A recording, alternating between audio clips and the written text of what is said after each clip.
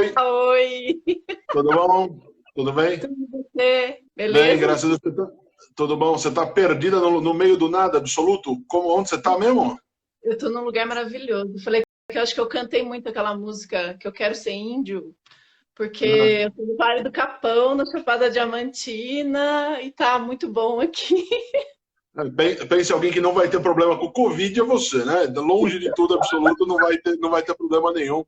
Aí certamente você tá realmente numa boa. Eu vou apresentar a Flávia de qualquer forma, a gente vai falar a respeito de um movimento inteiro artesanal, não só de queijos, não só de cerveja.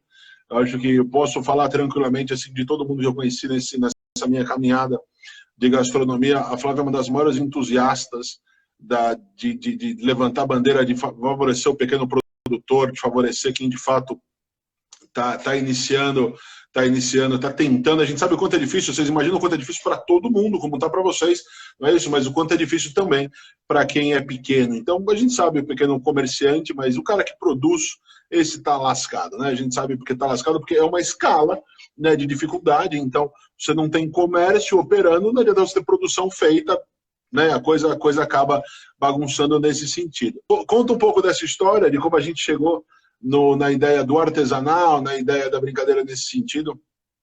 E aí, para você conta um pouco da tua trajetória, para a gente poder evoluir aí a nossa conversa depois falando de harmonização, falando da brincadeira toda nesse sentido.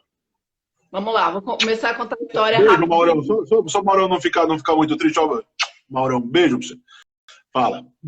Ó, me fala, porque a internet aqui não é das melhores, então se acontecer alguma coisa, eu repito. Fica à Eu vontade. comecei minha trajetória sempre sendo consultora de custos, trabalhei em muitas empresas, trabalhei no laticínio, conheci o método de produção do queijo. Isso me sempre gostei, né, de queijo, sempre ia para Minas, para essas regiões e queria experimentar um ou outro. Eu ia num laticínio, em outro laticínio, conhecia, me interessei e comecei a visitar a região. Depois de um certo tempo que eu visitava a região, eu sem querer fui num festival gastronômico numa cidadezinha que eu gosto muito de, que é Carrancas, e eu vi uma pessoa falando do queijo Minas artesanal. Aí, nesse momento, virou uma chave na minha cabeça. Eu falei, meu Deus, né? Um queijo Minas artesanal está mudando a vida do produtor aqui dentro e o laticínio pagando muito pouco para um retireiro de leite, que eu também conhecia. Então, aí eu vi o trajeto inteiro. O leite saindo lá da fazenda, indo para o caminhão, para o tanque do caminhão, misturando com vários, chegando no laticínio, sendo pasteurizado, padronizado, para virar queijos padronizados que a gente compra em qualquer lugar, como uma mussarela, que tinha aquele queijo Minas artesanal, e eu comecei a querer saber mais. E aí eu me senti na obrigação de fazer alguma coisa. Aí eu comecei a visitar as fazendas e queria descobrir mais sobre o queijo Minas artesanal, porque hoje todo mundo acha que é um queijo, é meia cura da canastra, né? Todo mundo acha que um queijo mineiro é meia cura da canastra, mas não é. Ele tem uma Virou uma explicação. referência, né? Virou uma referência. É Então, tudo que se fala é como se fosse a verdade absoluta. isso. E aí, na verdade, canastra é só uma micro-região apta à produção desse queijo. Mas o queijo Minas, ele é patrimônio, ele foi considerado patrimônio imaterial. Por quê? Porque o método de produção dele é como veio dos portugueses, e esse queijo tem uma coisa única, que não existe em nenhum outro lugar do mundo. E isso que tem que ficar muito claro quando a gente também fala do terroir, que o método de produção é o leite, o sal, o coalho e o pingo. Aí todo mundo pergunta, o que é o pingo? O pingo é o fermento. Esse é o método de produção do queijo Minas artesanal. Por isso que tem muita diferença de um queijo de uma fazenda para outra e de uma micro-região para outra. Então, pastagem, o que a vaca come, tudo isso. E o mais fundamental é que o queijo é de leite cru. Então, é um queijo vivo, né? Então, a gente está trabalhando com uma coisa viva que não vai estragar e sensacional, explosão de sabor, Sim, né, Ronaldo? sim. Você já experimentou É isso aí. alguns? Não, mas é isso mesmo, é sensacional. Eu adoro, sou entusiasta do queijo também. Respondendo às perguntas que ficaram pelo caminho, o nome da moça é Flávia, Flávia da Levedove, de Leite Cru é a empresa dela. Depois a gente fala de um outro projeto que ela está desenvolvendo, mas Flávia. Nós nos conhecemos, eu fui dar aula do sommelier de cerveja da Brown Academy em Jundiaí, né? Jundiaí. E aí, lá em Jundiaí, a Fabiola, que está aqui, inclusive, a Fabiola acabou de passar por aqui, ela falou, nas minhas aulas, são as aulas de gastronomia, de harmonização, e a Fabiola falou assim, eu tenho uma moça que manja tudo de queijo, tá, não sei o que, posso trazer ela? Pode, imagina, claro, evidente. E aí a Flávia deu um show. A Flávia deu um show na aula, foi realmente sensacional o formato que ela apresentou. Vocês vão continuar vendo a paixão que ela transmite na hora que fala do queijo. A gente fez uma série de eventos depois. A gente fez alguns eventos de harmonização, jantares harmonizados, apresentamos a dona Fabiola, apresentamos os eventos juntos e foi nesse sentido. E para a galera que não sabe o que é o pingo, acho que vale a sugestão de uma explicação. O pingo é o seguinte, a gente faz o queijo, então a ideia dos 3 ingredientes, você já falou o coalho, mas é exatamente nesse sentido. Ô, bonitão, tudo bem com o senhor? A ideia é assim, o cara faz... ela estava aí. O coalho, o cara coloca o coalho no leite, a história inteira pressiona, né, coloca o peso por cima e deixa isso à noite escorrendo, para poder no dia seguinte estar ou vendendo, ou levando o processo para frente e tal. E esse queijo pressionado, ele escorre, e a tábua, a mesa que ele fica, ela tem uma inclinação e vai sendo por gotinha em gotinha caindo, e aí isso é usado na manhã do dia seguinte para fazer uma nova batelada de queijo. E aí a ideia do terroir do queijo, da assinatura de cada produtor, é porque o cara tem a bactéria dele, ambiente dele, né? Então isso vai entrar na sequência dos queijos, exatamente o que faz esse microlote, esse microespaço, e a ideia da assinatura, que seria exatamente a identificação do terroir, do queijeiro, porque ele vai ter uma microflora dentro dessa, além da sua própria receita, evidentemente, mas ele vai ter uma microflora que só tem na dele. Você até pode ir lá, pegar o pingo, reiniciar o seu processo, mas depois de um tempo vai ter uma interferência externa no seu processo e vai ser diferente daquilo que era original. Não é isso? É isso. E aí nós fizemos ontem... Fala, desculpa, não ouvi o que você falou. O pingo, ele mantém as características, então pastagem, gado, ele ajuda a manter esse terroir e as características principais do queijo. Aquele queijo que tem o cacau do lado de fora, como chama? Alguém falou aqui exatamente dele, eu não lembro. Sabe qual é? A gente comeu isso, a gente provou isso. É sensacional. Nós fizemos um queijo que tem cacau, tem o nibs de cacau da parte de fora. Sim. Ele é sensacional. Esse queijo é um queijo diferente. Ele é um queijo da micro-região da Mantiqueira. Ele já é da Mantiqueira e ele já é num estilo massa cozida. Ele continua sendo de leite cru, mas ele tem uma coisa muito especial. Ele é produzido pela Refazenda, que é do Lúcio e da Jaque, que é um casal. E eles têm uma sala de maturação que fica no meio da floresta de araucária, então aquilo lá é totalmente natural. E eles desenvolveram algumas métodos, algumas curas em especial. Então eles usam o cacau, que é o resíduo do cacau em volta para maturar. Eles usam a folha do limão e eles usam a folha da oliveira, além do natural. Então, assim, esse queijo, assim, produzido por eles é sensacional. O carinho, o cuidado que eles têm com cada peça, mais de 8 meses de maturação. Então, é especial. Tem muita coisa realmente muito legal. Eu contei essa história nesse dia que a Flávia estava lá dando aula pra gente. E aí, essa história me persegue, eu conto hoje com muito humor até, no dia foi até trágico. Mas eu estou próximo... É que a Flávia vai e fica, né? A Flávia se perde no mundo, vai lá contar agora no meio do nada absoluto e tal, mas o Elvio vai e volta. O Elvio a empresa dele chama Trembão de Minas. Devo chamar para conversar, porque é um outro assunto incrível. E o Evan um dia me ligou e falou assim, ô chefe, vamos fazer um negócio aí para a gente poder vender os meus queijos com harmonização, com a história inteira assim? Vamos, claro. Separou 9 queijos, eu separei 12 cervejas. Cara, eu conheço um pouco esse negócio de harmonização, né? De leve, dou meus pitacos aí no negócio de harmonização. E eu errei absolutamente 9 das 12 cervejas que eu separei. Aí eu falei, cara, como assim, mano? Como que eu não consigo harmonizar queijo com cerveja? Da onde eu vou conseguir fazer isso daqui pra frente? E aí foi frustrante no dia, foi realmente bastante difícil. Pessoalmente, enfim, a galera que estava em volta se divertiu, comeu, bebeu, era um dia de confraria, foi divertidíssimo, de fato, como todas as outras, e a gente fez. Mas eu lembro que eu peguei essa história e falei para ele, deixa eu fazer umas anotações sobre cada característica de cada um desses queijos para a gente refazer. Depois eu refiz, e aí deu tudo certo, e aí ele continuou a operação usando essas harmonizações.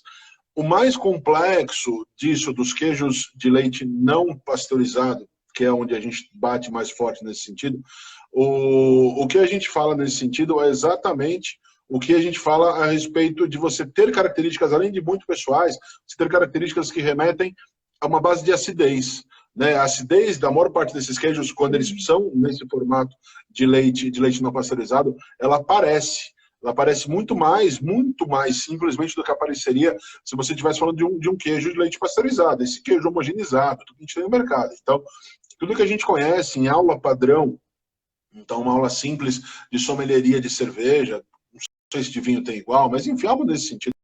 Quando você oferece algo muito, muito simples, muito padrão, nós usamos gorgonzola, nós usamos mussarela de búfala, nós usamos um queijo de base adocicada, emmental, enfim, algo nesse sentido. E aí, por mais que seja individualizado, é muito próximo a proposta. Então, por exemplo, se eu pegar um emmental do produtor A, B, C, tanto faz, e uma cerveja que eu sei que funciona muito bem, por exemplo, uma Dubel emmental é um casamento quase que perfeito, é uma das coisas mais legais que a gente consegue, de uma forma muito simples até, realmente muito fácil de acertar. O que acontece, assim, a diferença de que quando a gente fala desses queijos todos, é que por mais que ele tenha um princípio de massa cozida ou de um queijo de base adocicada, não dá para colocar no padrão. Né? É partir do zero absoluto, a gente realmente, e a partir deste dia, como é óbvio, cada vez que eu faço esses meus eventos no sentido de um evento, de uma coisa totalmente inédita, eu peço para provar antes. E eu sou um cara que não tem medo do rolê, né? Eu vou na cabeçada, a gente vai, tipo, muito tempo fazendo isso, muito pouca chance de dar errado. Chegando uma hora eu falo assim, cara, eu quero provar, porque é muito individual. É basicamente totalmente diferente uma coisa da outra do que a gente encontra pela frente. É isso, você chegou a ter alguma dessas, alguém te descreveu um queijo em alguma oportunidade, alguém descreveu, você chegou para pegar, para provar e falar, nossa, não era nada daquilo que o cara tinha descrito? Já rolou uma surpresa nesse sentido? Já. E assim, é muito interessante porque Minas, querendo ou não, segue-se um determinado padrão. É lógico que tem diferença entre o queijo de uma micro-região e outra, você sabe, já experimentou vários. Mas São Paulo está se tornando um polo produtor dessas maravilhas sem padrão, que acho que quando a gente fez aquele jantar foi interessante, porque eu te mostrei alguns queijos que você falou assim, nossa, isso é sensacional, eu nunca comi isso antes. Então, assim, eles se assemelham a algumas coisas. Então, às vezes a pessoa fala para mim, olha, se assemelha a isso. Mas depende muito da produção, da época do ano, de vários fatores. E tem muito queijo que ainda está em experiência, o queijeiro ainda está experimentando fazer. Porque tem queijeiro que é mais tradicional, para naquilo, mas tem queijeiro que não, que inventa. Então, enrola na folha do figo e coloca na pimenta. Tem um queijeiro, acho que ele entrou aí. Cada dia que eu vou, ele tem uma novidade. E ele me surpreende aquilo, com aquele sabor. Eu falo assim, nossa, mas inventou isso agora. Então, se ele consegue pegar num queijo Minas artesanal padrão e transformar numa iguaria sensacional. Alguém me pergunta. Por isso que precisa de certificação, porque senão você não consegue fazer um queijo de leite cru, porque tem umas regras que têm que ser seguidas.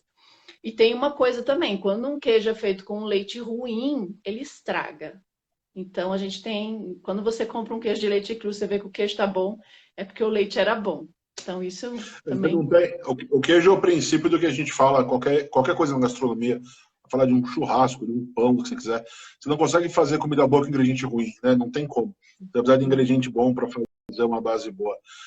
De uma forma, você falou São Paulo como estado, tá certo, né? No estado de São Paulo a gente tem muita coisa nova, muita coisa bem, a questão da inventividade, e são dois elementos super importantes, além da inventividade, a ideia da regularidade, né? Porque fazer uma loucura uma única vez e sumir, tá bom, isso é fácil, né? Pode até ser sorte, sei lá o que foi, mas poder fazer uma sequência de um trabalho contínuo, que você sabe que, por mais que hajam variações de cada um dos lotes, evidentemente há pela temperatura, há pelo clima, há pela vaca, enfim, a gente tem realmente, né, o animal também tem momentos de produção maior, produção menor, enfim, com concentração de gordura, a gente sabe que a coisa muda um pouquinho, mas você consegue sempre passar alguma coisa que se você tiver uma regularidade, você vai ter um queijo após o outro com qualidade muito boa, né? Você vai ver que eles vão realmente, não adianta, não é só fazer uma inventividade uma única vez, ganhar um prêmio, e aí o cara vai buscar, fala, puta, nunca mais, a cerveja tem muito isso, vocês sabem do que eu tô falando, tem muita cervejaria que ganha prêmio, que faz não sei o quê, e aí, cadê? Não tem, foi só lá pro festival, não ficou pronta, aí não adianta, né? A galera não consegue. Mas fala, o pessoal perguntou a respeito de comprar. Perguntaram pra gente, perguntaram aí se é direto da ordenha. Sim, esse que é o charme do queijo Minas artesanal, porque quando o leite sai da vaca numa determinada temperatura, ele já vai direto pro tanque. Então, eu até brinco que as vacas não sabem que tem coronavírus, né? Então, elas continuam produzindo. Mas a gente está nessa, né? A gente tá nessa onda de, tipo, a galera trabalha, vai continuando. Enfim, tem coisa... E aí a maturação é fantástica, né? A maturação é algo realmente fantástico. Se você conseguir trabalhar... Se você viver de coisa fresca, você está lascado. Mas se você conseguir trabalhar, né, para ele poder evoluir, evolui super bem. Dá para comer queijos aí com 2, 3 anos, muito numa boa. Eu provei uma vez, a galera falou a respeito da Chimay. A Chimay é uma cervejaria trapista, belga, tipo, uma das melhores, enfim. Na minha lista das mais, elas entram facilmente. Eles fazem um trabalho com os queijos dele, tem 4, 5, 6 queijos, e eles pegam esses queijos, eles lavam na cerveja. E aí é o lance da maturação, a mágica da maturação. Esse queijo é lavado na cerveja, a partir dessa lavagem vem a maturação, alguns lavados mais de uma vez, né? Enfim. E aqui a galera começou a fazer algo parecido no Brasil, lavar com cachaça, né? Você já viu? Então, essa hora que você falou de cobrir com folha de alguma coisa e tal. Pô, mas a ideia de você poder... Hã? De figo, de limão, de oliveira, tá? Sensacional. Então, você vai pegando algo que já tem uma base de sabor, uma base que já funciona, não é isso? A base do que você sabe que funciona. E aí eu vou usar essa linha regular que eu falei que eu mantive, então eu sei que um lote após o outro vem alguma coisa melhor. O segundo que vai entrar, assim, vou colocar uma característica um pouco diferente da versão anterior do que eu tive. E baseado nisso, eu vou continuar favorecendo o cara que quer novidade e o cara que quer alguma coisa, que quer manter, que já conhece, porque tem sempre uma identificação com algo que você já conhece, não é? Então, falar assim, pô, eu vou naquilo que eu fazer que eu não gosto, mas quando você já sabe, é o mesmo negócio, assim, ó, é o queijo que eu já conheço, sei que é bom, só que essa é uma versão diferente, cara, vai ser muito fácil. Além de queijo, a gente consegue falar, tem um universo de possibilidades, quando a gente fala diretoras do caminho das vertentes, vamos falar disso aí, vamos falar dessa história já, dessa questão dos turismos, vamos falar logo em breve disso aí. Uma das questões legais é que, assim, eu levanto essa bandeira, tento, enfim, agora já não era fácil antes, agora nesse momento é um pouco mais difícil, mas eu falo da cerveja, que a cerveja é exatamente o novo cigarro, né? Então o governo olha já há algum tempo, já há vários tempos, não é de hoje, a cerveja como um novo cigarro, no sentido de ter um super volume de impostos, e aí um aumento, outro uma baixa, cara, né? Não vou falar dessa coisa ruim. Ô, seu Arnold, tudo bom com o senhor? E aí nós vamos fazer o seguinte, nesse sentido, se a gente ficar sozinho com a bandeira levantada da cerveja, não vai sair nunca desse universo pequenininho que a gente é. E eu falo há tempos, assim, nós deveríamos todos, pequenos produtores, e o Simples era para ser isso, mas não deu certo, né? Então, o pequeno produtor de qualquer coisa deveria ser encarado diferente no Brasil. Nós somos taxados, nós somos encarados como o mercado americano é tratado, né? Então, o americano vai chegar lá, o cara que produz 10 quilos de uma peça de qualquer coisa e o cara que produz uma tonelada é tratado igual. O Brasil também, né? De uma forma geral, a gente tem um tratamento muito parecido nesse sentido. Na Europa, o pequeno produtor, o cara que tem 3 vaquinhas, não é isso? O cara que tem 3 vaquinhas no rolê ali, o que ele vai ser tratado diferente. Esse cara vai ter um estímulo para continuar fazendo, porque é alguma coisa familiar, é alguma coisa que o cara tem história para contar. Não dá para você comparar. Não dá para você comparar o que seria o cara que produz dessa forma que a gente está descrevendo, o cara que consegue ter o pingo no seu queijo, não é isso? Imagina que uma grande indústria vai trabalhar com algo assim, a gente perde completamente essa brincadeira, né? Então, e aqui a gente não é valorizado e fora daqui. Isso é uma pena. Então, eu acredito cegamente que eu vou falar para você, que enquanto todos nós, pequenos produtores de qualquer coisa, não estivermos unidos na causa de pequenos produtores, a gente não anda. E tanto faz o que você produz. É queijo, é linguiça, é cachaça, é geleia. A gente deveria estar todo mundo unido. Onde diria? Sim. O café, exatamente. Sim, sim, sim. Enquanto todo mundo que produz um pouquinho, e assim a gente sabe tem uma escala de produção, de geração de empregos a partir dos pequenos produtores. Então, o pequeno produtor, por uma questão de automatização, de equipamento, a gente sabe que não vai longe, né? Então, assim, se nós, pequenos produtores de qualquer área, nós não nos unirmos de uma bandeira única de pequeno produtor, e aí não falta nada, tipo um carimbo. Pensa um carimbo em cada um dos nossos produtos. Nossos produtos, assim, ó, nós somos produtores artesanais. Nós devemos ser tratados diferentes. A gente sempre vai conseguir ter mais empregos gerados pelo mesmo volume do que uma grande indústria. Sempre. Não importa qual área seja. Então, por exemplo, nós tem um cálculo de cerveja, aí vamos parar de falar isso, vamos falar de coisa boa de novo. Tem um cálculo de cerveja que fala assim, ó, a cada 100 mil litros, conta exata, né? De novo, são altas variáveis envolvidas, mas é mais ou menos isso. Então, enquanto a gente não valorizar o pequeno produtor, nós, pequenos produtores, não nos unirmos, a gente vai continuar andando em círculo, patinando sem sair do lugar. Não vamos para lugar nenhum. Conta um pouco a tua história, a história do projeto novo que você tá imaginando, já que o pessoal falou da rota do turismo, vamos falar nesse sentido. Na verdade, nessas andanças que você falou aí, que eu vou, ando e não volto, né? Eu gosto tanto do lugar que eu percebi que as pessoas, quando elas iam passear para Minas, vou dar um exemplo, Minas Gerais, né? Pouco elas ficavam sabendo do que tinha na região.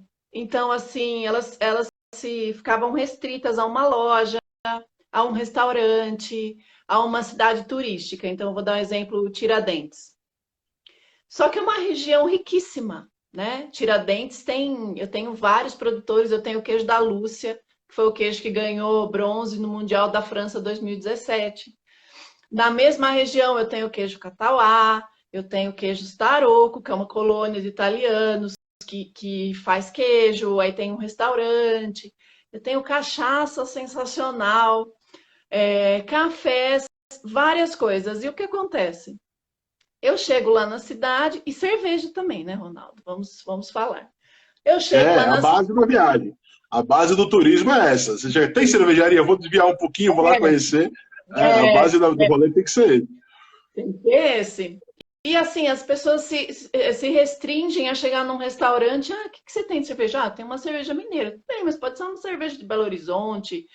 E às vezes você acaba deixando de conhecer o que tem na região. Você entra numa loja, você vai ter queijo de todas as micro-regiões. Mas, de fato, o queijo daquela região não vai estar lá para você experimentar.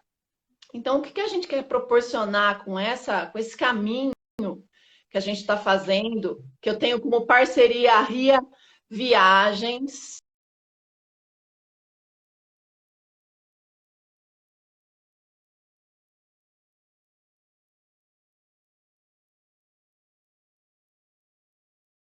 Vamos fazer alguma coisa aqui, como é feito em Portugal, porque as pessoas vão a fundo, vão conhecer melhor, vão poder visitar um produtor, vão poder ver realmente do jeito que aquilo é feito, o que vem da região, sentir o terroir da região, a cultura da região, como aquilo influencia. Então a gente comprar o produto diretamente do produtor. né? Poder adquirir o produto diretamente do produtor, e aí a gente sabe que quem acaba ganhando muito, normalmente é o atravessador, não é nem o produtor, nem, né? Então, o cara, e Agora aí, eu pô, é boto na sensacional. bandeira. Não, mas é isso mesmo. É exatamente isso. A gente Eu fico um pouco revoltada, assim, ficava revoltada, porque quando eu ia e eu queria experimentar um queijo, bem no começo, eu achava aquilo muito caro. E eu falava assim, mas não posso comprar, qual que eu vou comprar aqui, né? Eu estou vendo uma cachaça, essa cachaça é daqui, é dessa região? As pessoas não se perguntam muito isso. Então, a gente tem uma ideia de juntar tudo isso e fazer com que as pessoas tenham acesso a essas coisas, né? Através desse caminho, através disso. Como uma loja do produtor, uma loja colaborativa. Vamos por, eu não posso ir, Ronaldo. Eu não vou poder ir para tal produtor, eu tenho um dia.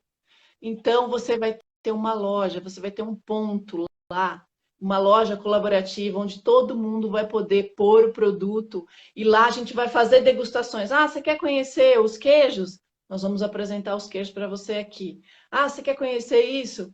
E poder comprar num preço acessível, né? Para ajudar mesmo o produtor daquela região. Então, o projeto, assim, o projeto Deguste o Brasil, esse é uma das vertentes do nosso projeto, né? E a outra seria divulgar, workshop, né? Falar do produtor, fazer do Deguste uma vitrine. E as degustações, aí nós vamos falar da nossa também, né? Não esqueceu não, Vamos, né? vamos em breve. Não, a gente já fala sobre isso. A ideia é assim, ó, deixa eu falar a respeito de rota, o pessoal do Sul faz, de fato, há bastante tempo, é baseado na produção de vinho, né? De queijo, de embutido, tem um histórico de produção artesanal caseira mesmo, não necessariamente só voltado para venda. É claro, o excedente era vendido, né? Historicamente, muito no Brasil, no mundo, foi feito dessa forma.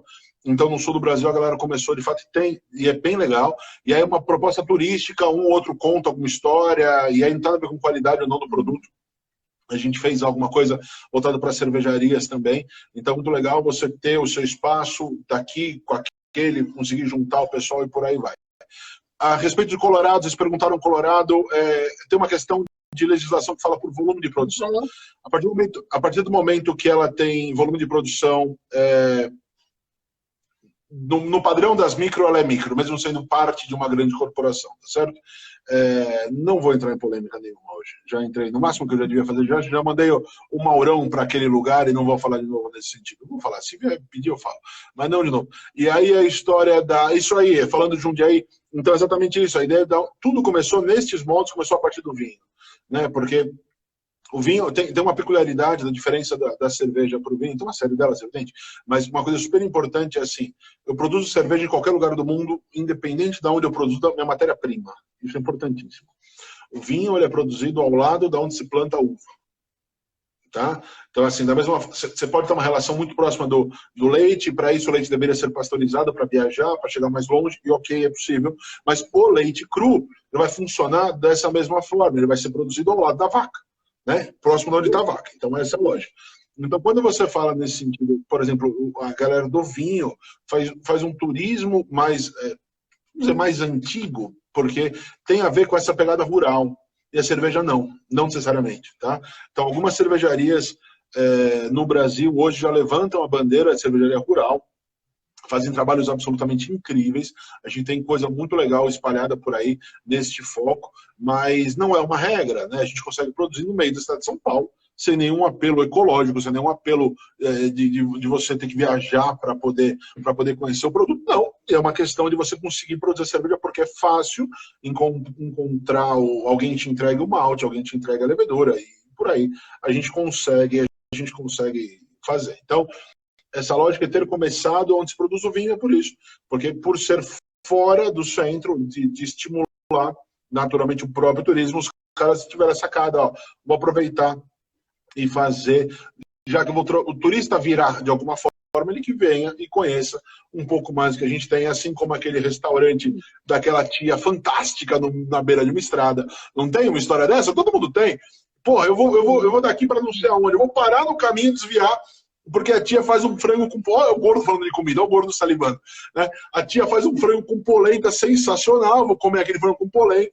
Ou daquela cachaçinha, cara, é isso. A gente faz, exatamente, a gente vai adequando o nosso rolê a partir de quem faz um trabalho realmente diferente, um trabalho muito bacana. Quer falar outra parte? Quer falar do nosso? Já, vamos falar do nosso. Ou a gente continua falando de harmonização. Não falei nada de harmonização ainda, eu prometo falar daqui a pouquinho. Fique por aqui, não vai embora. Vamos fazer igual aquele João Kleber. Fica aqui, até o final, aí no final não fala nada e vai embora de um jeito. Não, vamos fazer, vamos falar direitinho. Nós fizemos alguns desses trabalhos, nós fizemos referente às degustações, referente às harmonizações. A gente trabalha nesse ponto muito próximo, porque assim, eu falo de experiência, né? Um dos motivos pelos quais eu nunca fui o maior adepto de um e-commerce é por isso. Que o sujeito entra aqui na loja, o sujeito pergunta, eu gosto disso, daquilo, aquele outro, gosto de seja mais doce, mais escura. Eu consigo mostrar para ele o que ele gosta. Né? Eu consigo apresentar exatamente aquilo. E muito do que eu faço a partir daí é criar experiência. E a harmonização é a maior delas. Né? A harmonização é o auge do que a gente faz em relação a poder provar uma cerveja. Enfim, né? E aí pode ser com queijo, com qualquer outro elemento. E quando a Flávia fala, ela fala realmente, é como se ela falasse com a emoção, e ela fala, é muito legal como ela fala, então assim, e essa descrição, e eu acho isso fantástico, vou achar isso fantástico sempre, a descrição de o queijo com o nome da pessoa. Eu acho isso incrível, né? E assim, isso não é seu, a gente sabe que não, isso é uma coisa que já é histórico, mas aqui, ó, isso aqui vai ter o queijo da tia de novo. Isso aqui é o queijo do mano não sei onde. Então, a galera a relação é tão próxima do produtor com o consumidor que você identifica o queijo pelo nome da pessoa que fez. Isso é incrível. Isso, para mim, realmente, né, isso é absolutamente incrível. Então, baseado neste conceito de poder contar a experiência, não só do produto, a Flávia me chamou esses dias. Vamos fazer uma brincadeira mais ou menos assim? Conta aí como é a sua proposta, mais ou menos assim, que eu continuo falando já já. A minha ideia foi o seguinte, a gente fazer uma degustação online, né? E como que é uma degustação online? Bom, o que a gente faria presencial, a gente vai fazer via Zoom. E a gente vai fazer os produtos chegarem até vocês, né? Por exemplo, o Ronaldo vai escolher, por exemplo, uma quantidade de cervejas, eu vou escolher de que outra. Então... A experiência mesmo. Então, entender o porquê a sequência é essa, o porquê é esse queijo, o porquê é esse queijo com essa cerveja. Então, a ideia é realmente poder... como se fosse uma imersão, né? um conceito de imersão, de uma degustação, para poder tornar viável, a gente imaginou fazer um projeto para cada 2 pessoas. Então, até porque o volume de cerveja, eu não vou conseguir te entregar 150 ml, não vai dar. Então, para que tenha uma loja... O queijo eu consigo mandar em porções menores, mas a cerveja não. Então, exatamente por isso, a ideia é que a gente consiga trabalhar uma porção que seriam para 2 pessoas, evidentemente. O Murta, que está aí, que é um guloso, vai acabar comendo a porção sozinha dele. Se bobear, a Fabiola nem prova. Mas é nesse sentido. A ideia é que nós tenhamos a formação de uma degustação de 3 cervejas e de 3 queijos. E aí toda uma lógica desenhada do que seria a experiência dessa degustação. Então nós vamos falar, não é abrir e comentar. Nós vamos contar as histórias, oferecer as degustações, oferecer as harmonizações e passar um tempo batendo papo, fazer o que a gente está fazendo. Só que aí sim, todo mundo comendo e bebendo com qualidade. Né? Não dá para ser ruim, dá para ser ruim? Não dá para ser ruim jamais. Perguntaram aqui, embaixadores da cerveja, o que acontece? Dentro do nosso projeto Deguste Brasil, o que a gente, assim, nessa nossa, assim, acima de tudo, a gente quer valorizar, né? E o que está acontecendo? Tem muito produtor que está precisando escoar mesmo a sua produção, porque as vacas não param. Então, a gente tem vários produtos, vários queijos, e a gente vai ter um ponto de distribuição em São Paulo. Então, para quem perguntou, pode entrar pela Deguste Brasil, mandar o WhatsApp, vai ter uma loja, um e-commerce para a gente conseguir, porque nesse momento, infelizmente, não tem o tete-a-tete para a gente explicar, né? Sim, claro. Mas o que cada um quiser saber sobre cada queijo, acho que essa nossa degustação também vai ser uma oportunidade para as pessoas conhecerem os queijos, sentir a diferença entre um e o outro. e, acima de tudo, que vocês vão estar ajudando os pequenos produtores. Então, eu acho que isso é uma bandeira que a gente está levantando que tem Vai realmente muito legal. Quando nós damos um jantar deste e aí foi incrível, de fato, a temática foi adaptando os queijos, esses queijos todos desse nosso universo, todos eles de pequenos produtores, adaptados para versões de cozinha italiana. Não foi exatamente fácil de fazer, mas foi incrível, né? Então eu montei toda uma estrutura nesse sentido, e aí toda a degustação das cervejas, das harmonizações. E aí, para vocês terem ideia do que, quando eu falo experiência, como que eu imagino que o mesmo queijo em 4 etapas diferentes de maturação. Olha que loucura. Já teve essa experiência? Não, né? Provavelmente não. Eu mesmo nunca tinha tido, ao mesmo tempo, poder provar 4 versões do mesmo queijo. Então, novo, 3, 6, 9 meses, ou algo que vale a gente, tá? Muito perto disso. A ideia não é exatamente precisar, é poder fazer a lógica de como isso funcionou. E a partir daí, as interações disso com a cerveja e de como vocês vão entender que não adianta falar essa cerveja com esse queijo, porque o que vale para primeiro, para esse queijo fresco, não vale para o meu queijo de um ano de maturação e vice-versa. A lógica inteira foi andando. E aí nós pegamos o Satanás no formato do queijo, aquele azul do Buffett, não é esse o queijo? Foi? Aquilo é o Satanás. Aquilo é o Satanás aplicando no queijo. Isso não dá para ser. É incrível, é absolutamente incrível. E esse, quando eu adoro gorgonzola, então toda a proposta do mofo, enfim, foi sensacional. E a gente pegou esse queijo em 2 etapas também, não era esse que era um pouco mais curado e um outro um pouco mais leve. E aí a versão legal. É legal também que as pessoas tenham noção, porque todo mundo confunde que o queijo frescal vai se transformar no meia cura. E não tem nada a ver um queijo frescal. Por isso que a gente usou aqueles 3, para a pessoa entender que é um queijo de leite cru, fresco, meia cura e mais curado. Isso. E a gente brincou com queijos mineiros, com queijos paulistas, e assim, sabores que assim, você foi unindo na comida, combinando com as coisas, harmonizando, até com os pratos e com a cerveja, que ficou uma coisa... Depois a gente fala da sobremesa. Não, nós destacamos, a proposta foi destacar o queijo, então, uma sequência de fatores envolvidos para esse jantar. Então foi um cardápio criado para destacar o queijo baseado em cozinha italiana, né? Várias etapas montadas nisso e aí todo o conceito de harmonização. Mas eu peguei esse nosso queijo azul, uma versão mais maturada, mais firme. Não foi isso? Foi ele, não foi? Que eu ralei o negócio da polenta, não foi? Que eu usei das 2 versões. Você pegou do mesmo queijeiro 2 tipos de queijo completamente diferentes. E usei no mesmo prato. Então, assim, eu peguei o queijo, da versão foi assim, eu fiz uma polenta mole, e só por aí já tá valendo o show. Né? Polenta mole é muito amor no rolê. E eu peguei esse queijo, o mais fresco, mais jovem, enfim, e coloquei como se fosse um recheio da polenta. Vai vendo, né? E aí eu peguei a versão mais velho, mais duro, ralamos, colocamos por cima e levamos para o forno para gratinar. Gente, você não faz ideia da loucura, a loucura que é você ter 2 experiências no mesmo prato. É essa loucura, isso que é legal, né? Poder apresentar, cara, é o mesmo queijo, não é totalmente diferente. É queijo com polenta, também não é, sabe? Então a ideia de você ter a cerveja, comer uma parte, comer a outra, é isso que a gente fala de experiência. Poder olhar para um lado que normalmente as pessoas não olhariam. Sobre pasteurizar, ser mais fácil para harmonizar? Sempre. Quando você pasteuriza, você homogeneiza. Essa é a palavra, tá? Então, pasteurizado, o queijo vai ser sempre padrão e vai facilitar demais o trabalho de quem estiver harmonizando. Claro, não é aí que você vai ter... Quando pasteuriza, eu estou matando tudo que tem no leite, o que é bom e o que é ruim. Então, o leite fica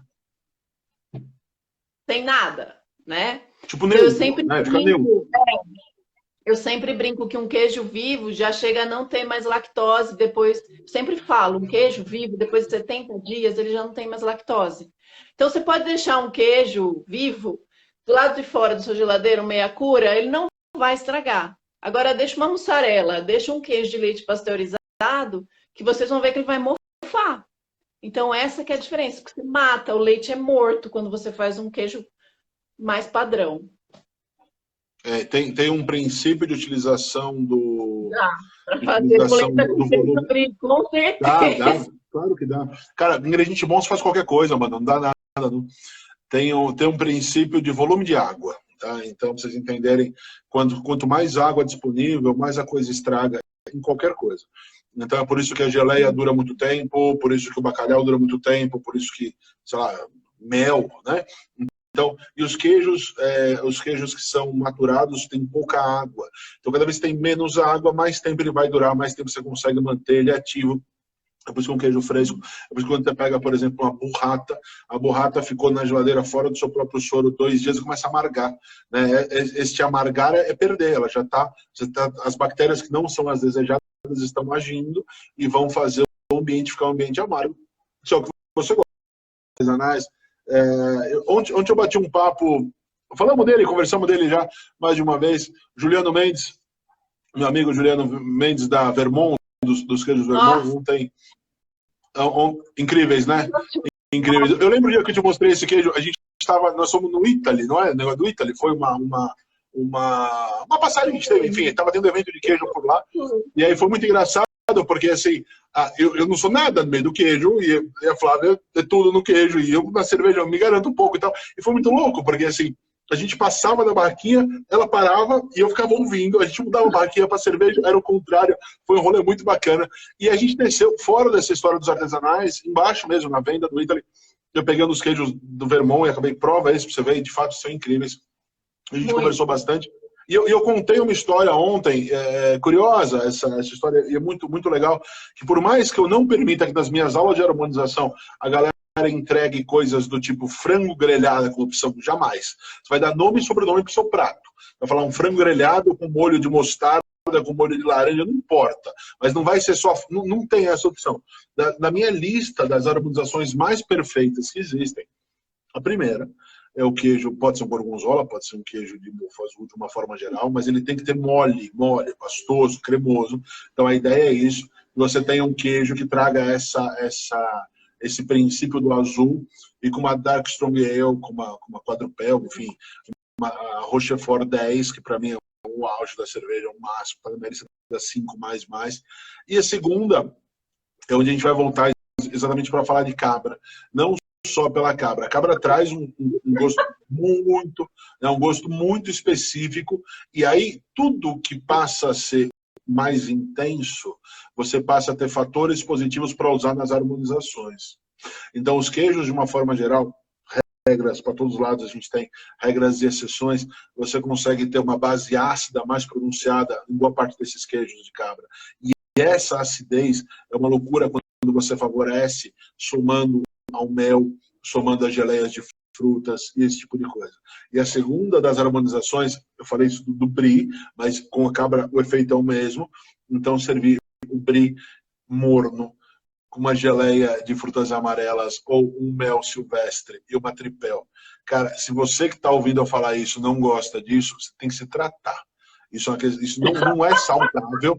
Não é saudável você não gostar de algo nesse sentido. Evidentemente, estou brincando, né? Mas assim, não dá para você pegar uma brincadeira como essa e não curtir, porque é de fato absolutamente incrível. Destaca alguma coisa da sua lista para o café também, desse de harmonização, e café é realmente muito legal. Não é porque eu estou na cerveja que tem que ser isso, não. Fica à vontade aí para falar o que seria. Você tem luz aí onde você está, Flávia? No meio do mato, tem uma lâmpada para você acender aí? Peraí, que anoiteceu aqui no Capão, peraí. Vai lá, senão você fica no escuro e não adianta nada, daqui a pouco a galera não te vê mais. Pronto, mais fácil, tá vendo? É legal saber que a tecnologia já chegou no Capão, já tem até luz elétrica, tá vendo? Depois zoa com uma situação dessa, né? Abrindo um parênteses. Eu tô aqui no Capão, porque além de eu vir fazer workshops, eu descobri vários produtores, inclusive de queijo, cerveja, e aqui é um grande polo do café, né? É um dos melhores cafés que a gente tem no Brasil e no mundo. Então, com esse trabalho da Deguste, eu percebi que assim, tinha o queijo, mas tinha muito mais coisa que eu podia combinar. Então, a cerveja, a cachaça, o café. E aí eu sempre faço uma brincadeira no final, porque ninguém está acostumado a combinar o café com queijo. Até o próprio mineiro, que tem tanta... Por exemplo, ele tem uma tradição muito grande, que é... Ai, dá um cafezinho aí e um queijinho, né? Um pão de queijo. Mas nunca ninguém parou para harmonizar um café com queijo. E aí eu gosto de brincar, escolher um método de café, passar. Gosto de servir o café na taça para a pessoa sentir essa diferença. E harmonizar, escolher algum queijo para fazer, para sentir esse. Então, o Murta falou aí do queijo de cabra. Café com queijo de cabra, uma geleia, você não tem noção da maravilha que Muito é. bom, muito bacana. E o que eu faço, eu acho um pouco do meu trabalho de ser X-Hunter, que eu faço, é porque eu vou atrás mesmo daquela coisa bem artesanal, porque tem muita coisa que às vezes passa a ser um pouco mais comercial, né? Então, assim, a gente tem alguns queijeiros paulistas que já não tem tão mais aquela exclusividade, até mesmo algum mineiro que já a produção já está bem maior, né? E eu gosto de ir atrás daquela que fica lá escondidinho mesmo, que ninguém conhece, que é uma pérola, né? Então, assim, grande parte desse trabalho do Deguste Brasil é isso, é escolher essas coisas totalmente artesanais que as pessoas têm pouco acesso. Eu gosto muito de falar de um queijo, de um queijeiro que é o Zé Orlando, eu falo que é o queijo do Zé, que é chama Bicas da Serra. E o queijo, assim, a história dele foi muito legal, porque normalmente o queijeiro vai lá e limpa o queijo, né? Ele lá falaram para ele: não, você não precisa limpar o queijo, deixa seu queijo aí. E ele deixou. E simplesmente ele descobriu algumas bactérias lá na queijaria, e o queijo dele hoje é sensacional.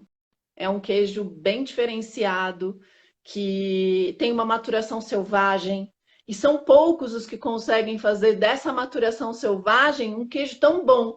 Então, o lugar que ele está, as características do lugar que ele está, deixa isso disponível para o queijo, faz isso passar para o queijo. Então, é aquela coisa que você coloca na boca, assim, nossa, que é isso, né? Aquele sabor que não tem igual. Então, assim, eu gosto de destacar isso. Igual o café foi para mim aqui na Chapada também, a sensação de ter tomado um café daqui, de sentir a diferença. As cervejas daqui, os queijos daqui, que são diferentes. Então, é legal essa interação das coisas que acontecem no nosso país, né? Da riqueza que a gente tem de uma região para outra. Porque eu jamais imaginei que ia ter um queijeiro aqui com uma cave maravilhosa produzindo queijo numa cidade chamada Morro do Chapéu. Né? Então, ele tem mais de 15 tipos de queijo, estilo suíço, italiano. Então, isso é muito rico, é muito bom aqui. Mas procurar acha, né? Realmente a gente tem uma riqueza, uma galera tentando aí fazer um monte de coisa diferente. Deixa eu te contar uma coisa, não sei se já tinha falado, acho que já. Eu fiz uma vez, a gente tem no curso de harmonização uma base, um dos elementos básicos do curso é o café bávaro, né? Então, no café bávaro, eles têm um preparo que chama free stick, que você faz um drink de... Maristela! Que você faz um drink de suco de laranja com cerveja de trigo, né? De Weizenbier.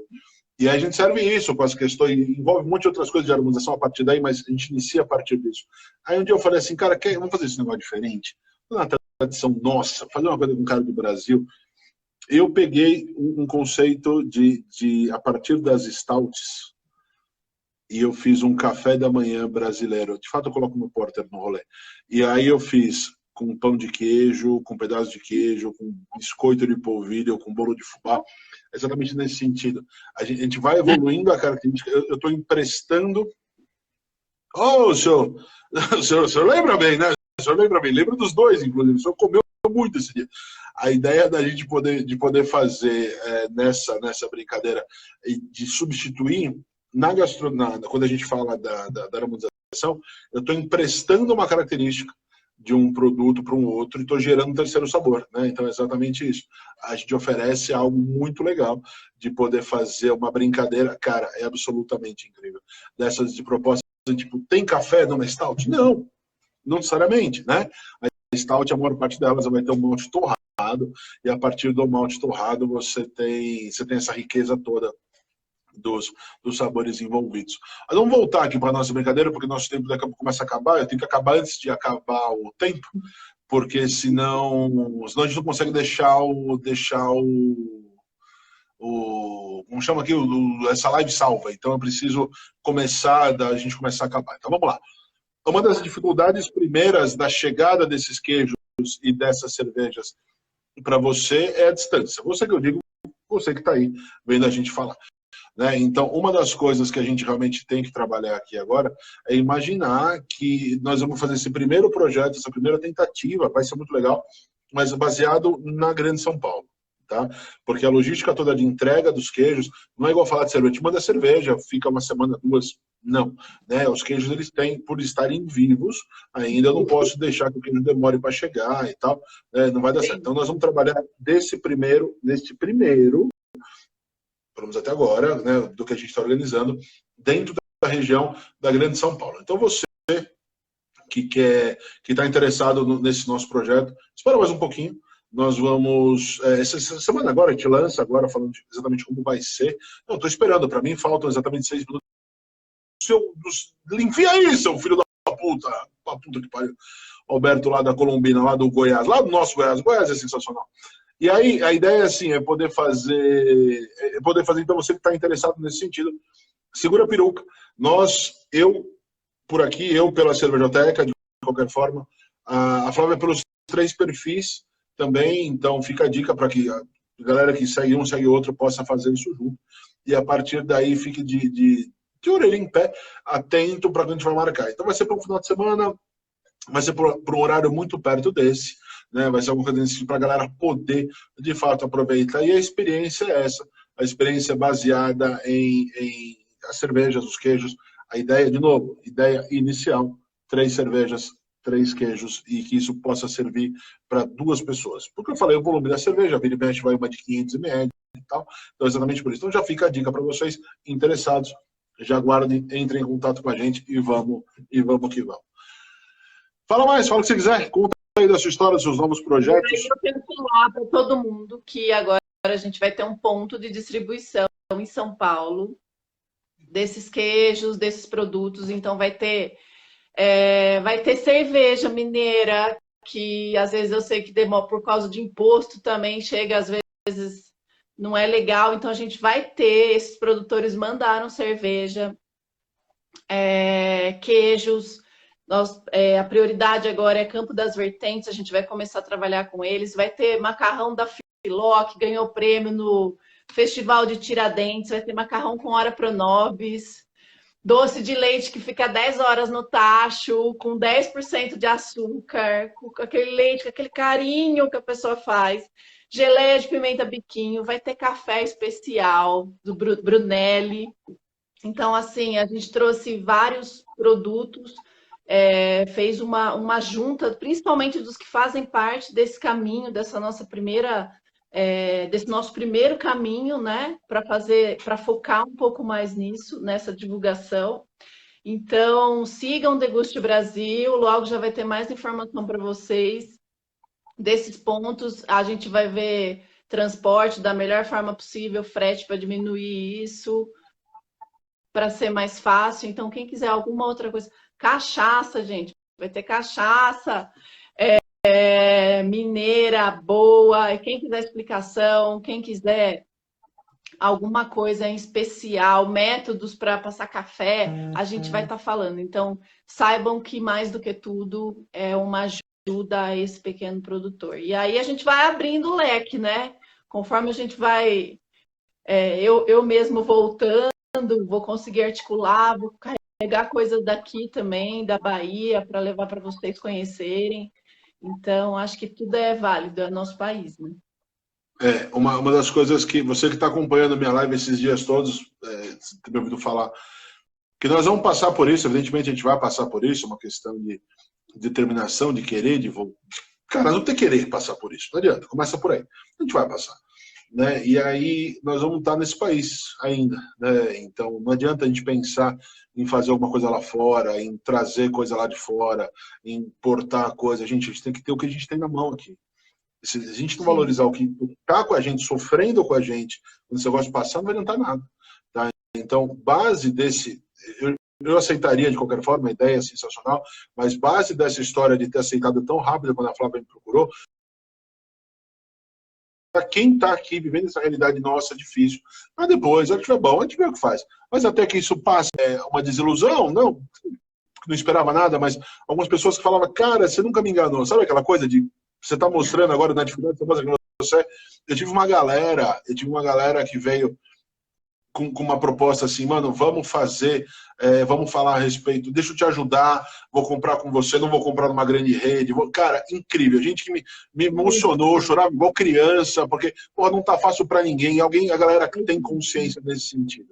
Sobre café, sexta-feira, se eu não me engano, eu tô aqui com o Ensei Neto, nosso amigo Ensei Neto, sexta-feira, acho que, gente, dá uma olhada, aí é uma das programações que o horário não é às 17 horas.